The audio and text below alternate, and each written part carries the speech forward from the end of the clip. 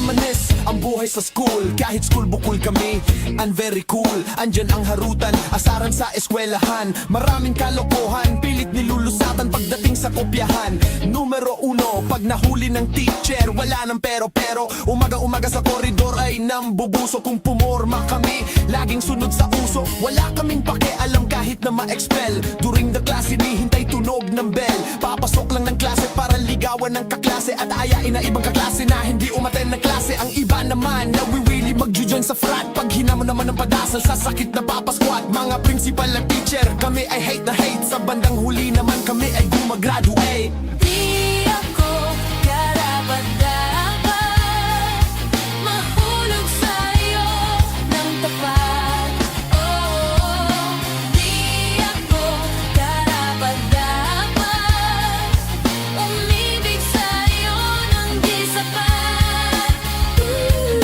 Paano susukatin ang pag-ibig mo sa akin? Dito sa tabi, di mo pinapansin. Pagmamahal sa'yo ay always true. Babantayan kita together with my crew.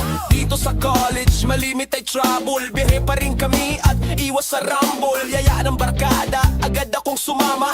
Laging iniisip na lagi kang kasama. Kung gusto mong protection, mag-sorority. Kung gusto mo ng honey, mag-fraternity. Pero di kami ganon, nagbubulag-bulagan. Problema sa school, aming lulunasan. Aming kinabukasan, di pa babayaan. Totoo na to at wala nang atrasan. Kung di man kami sa inyo ay sapat.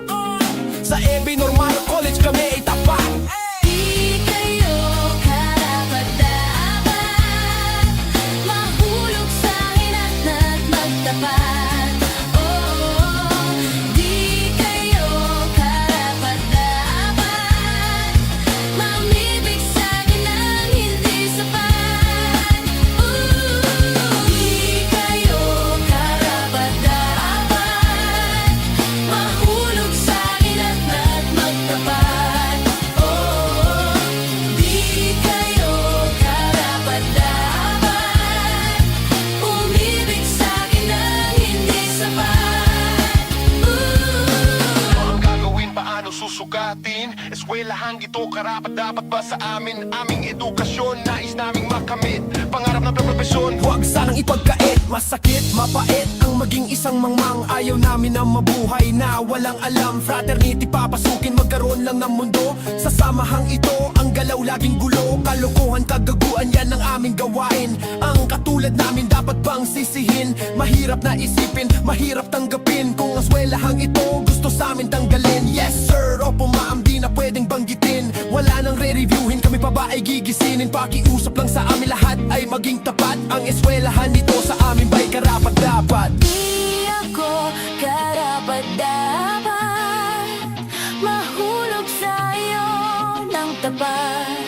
Oh, di kayo karapat-dapat umibig sa'kin ng hindi sapat. Oh, di ako karapat-dapat mahulog sa'yo ng tapat.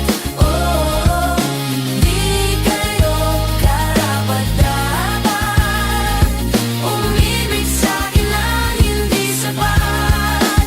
Di ako karapat-dapat mahulog sa iyo